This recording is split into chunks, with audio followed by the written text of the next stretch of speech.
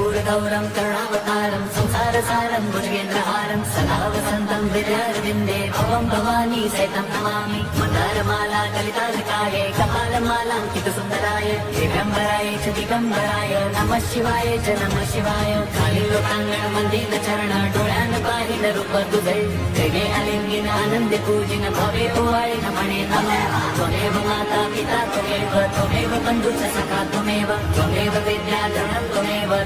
सर्वं मम एव देव कायेन वाचा मनेन्द्रियैर्वा बुद्ध्यात्मना वा प्रकृतिस्वभावात् करोमि यद्यत् सकलं परस्मै नारायणायेति समर्पयामि अच्युतं केशवं राम नारायणं कृष्णदामोदरं वासुदेवं हरिं श्रीधरं माधवं